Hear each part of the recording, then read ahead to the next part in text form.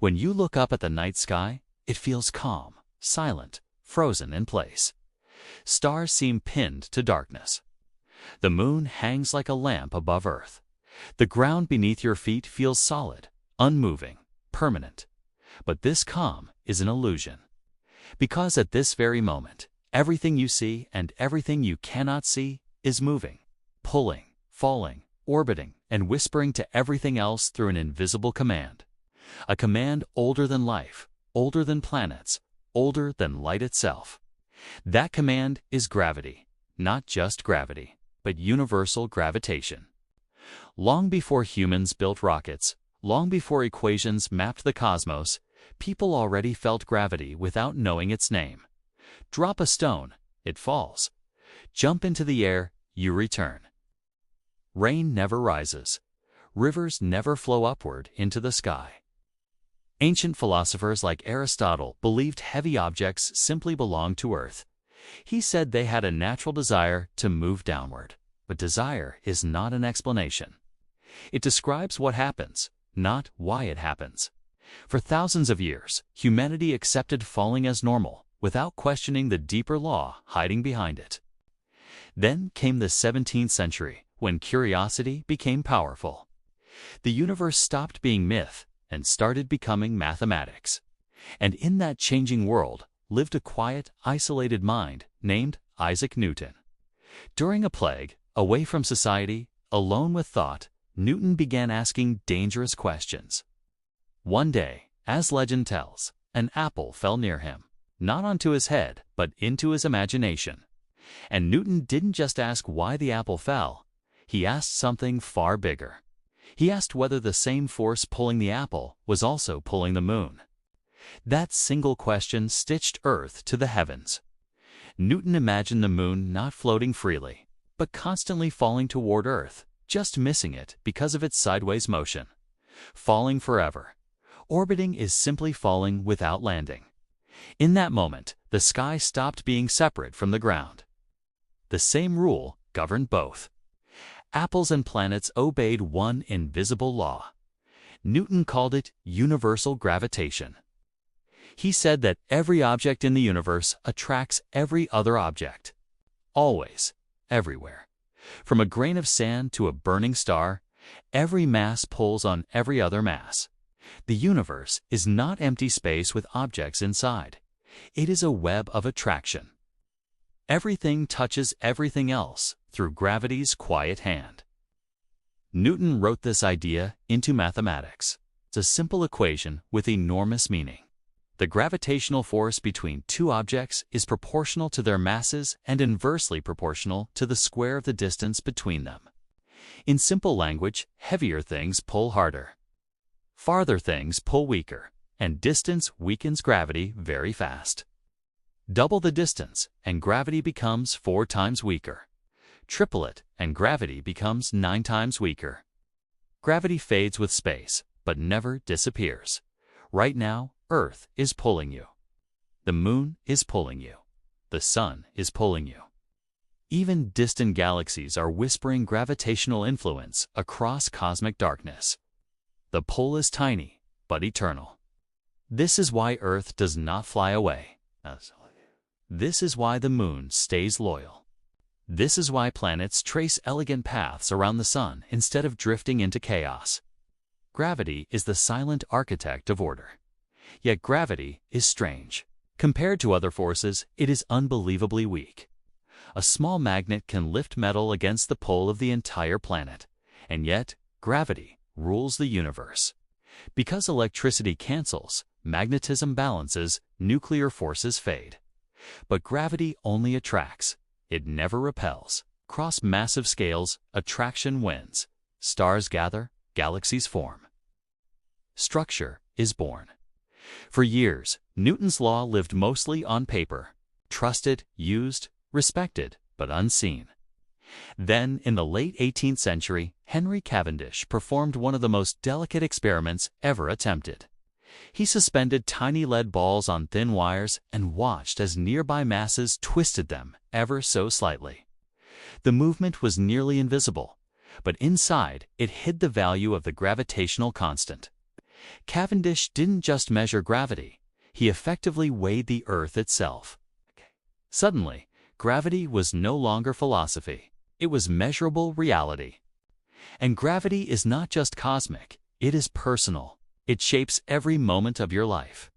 When you walk, gravity presses you into friction. When you breathe, gravity holds the atmosphere close to Earth. When oceans rise and fall, the moon stretches Earth's water into tides. When rockets launch, they must fight Earth's grip. Even time itself feels gravity. Clocks tick slower near massive objects. Gravity bends not only space, but duration. If gravity vanished for 1 second, oceans would lift into space. Buildings would lose their foundations, and Earth would tear itself apart. Gravity is not just a force, it is structure. It also decides escape. To leave a planet, you must move fast enough to stop falling back. This is called escape velocity. For Earth, it is about 11 kilometers per second. Anything slower returns. Anything faster breaks free. That is why rockets roar so violently. They are not flying upward. They are trying to stop falling. Gravity also controls the dance of orbits. Satellites don't float. They fall sideways fast enough to keep missing Earth. The moon does the same. Planets do the same around the sun. Even galaxies orbit hidden centers of mass. Everywhere you look, gravity is writing circles, ellipses, spirals into reality. But Newton's gravity had a hidden problem. In his theory, gravity acted instantly.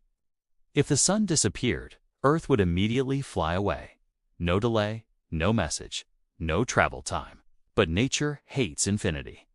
Reality prefers speed limits. In the 20th century, another quiet mind rewrote gravity. Albert Einstein looked at Newton's force and saw something deeper. He said gravity is not a pull across space. Gravity is the shape of space itself. Mass bends spacetime.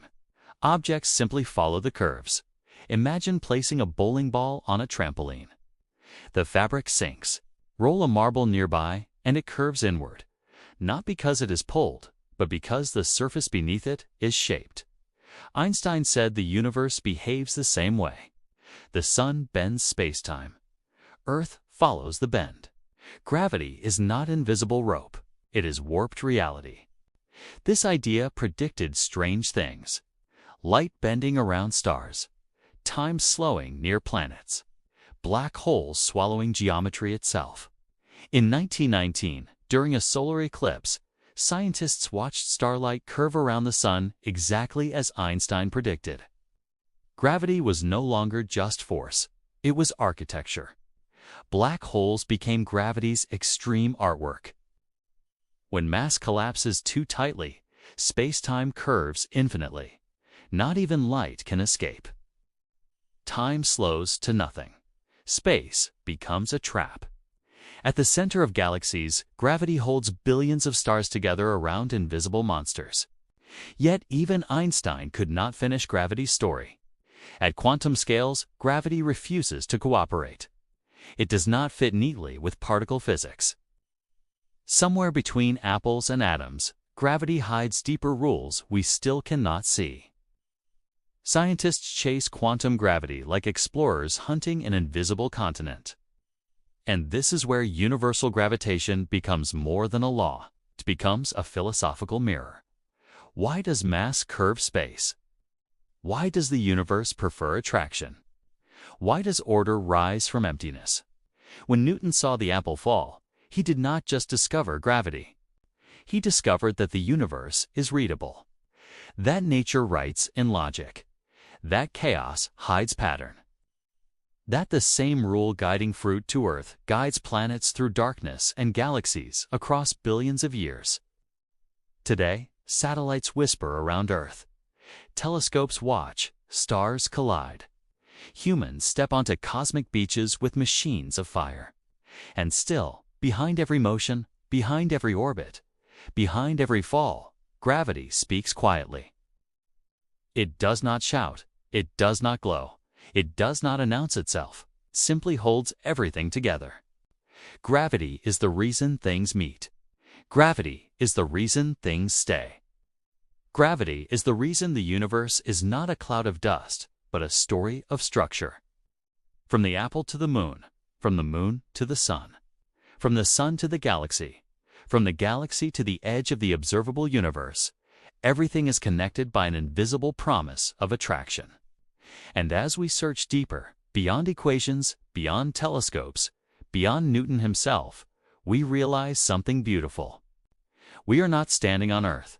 We are falling through space-time together. And in that endless fall, the universe is teaching us how to belong. This is not just physics. This is beyond Newton.